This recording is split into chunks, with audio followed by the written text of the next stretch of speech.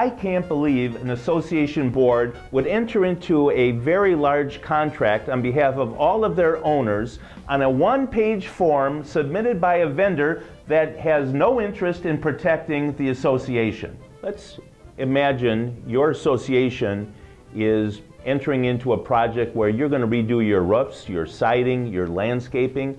For some associations, this can be hundreds of thousands of dollars. In a larger association, you're looking at millions of dollars for this type of project. Now, a lot of boards meet, they get a number of bids, and they receive either estimates or contracts from the vendor they select to work with. Every association needs to have their legal counsel review that contract before entering into it, or you're faced with tremendous possibility of problems along the way. Some of the things that you're probably going to want to consider when you review the contract for large projects is, what's the quality of the work? Is it a first-class quality work, or is it just left blank and not discussed? That's something you're going to want to talk to your vendor about, and you're going to want to make sure you've got a standard in your contract so you can hold that vendor up to that standard. How about the timing? We all know and have heard the stories of projects that languish on and on and on and just never seem to get done. Why not have a provision in your contract that says the vendor agrees the contract will be done or substantially done on or before such and such a date? Why not put their feet to the fire? If you want, if you can, and it's important to you, put in a penalty provision. Say, after the deadline for completion, if the job is not done, the contractor is going to give you a credit for $100 a day, maybe $200 a day. Depends on the contract involved and the scope of the project. In fact, one way that you might be able to ensure that contractor takes your job seriously, put in a benefit to the contractor if it gets done sooner. Either way, you can be assured that that contract is going to become finished and your homeowners are going to have their project and property back to normal on the date you expect it to be. Most vendors will expect you to pay some percentage of the job up front. That's understandable. And they may tell you there's a standard or this amount is normal in the industry.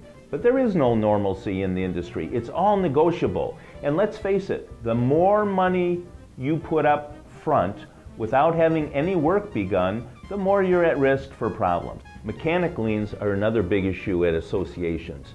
You probably know that any vendor that submits labor or materials as an improvement to your property, if they're not paid by the general contractor, they're entitled to place a lien on your property and actually foreclose that lien and sell your property in order to be paid. What do we do to protect against that?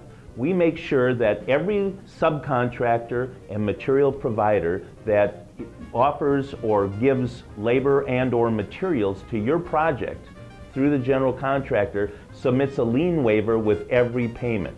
I represented one association that mistakenly entered into a large contract for siding and roofing with a general contractor who went out of business.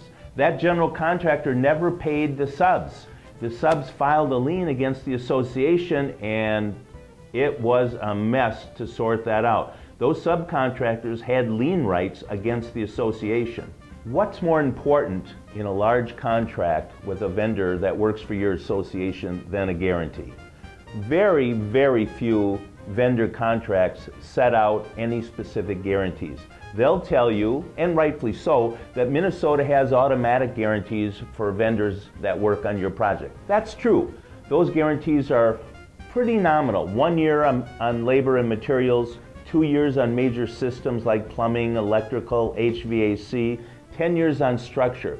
But that is not the be-all, end-all of warranties. You're absolutely free to negotiate with your vendor for a better warranty. And all of these reasons are why it's critically important that you take these contracts submitted before signing them. Show them to your legal counsel and get some protection. Why wouldn't you do it?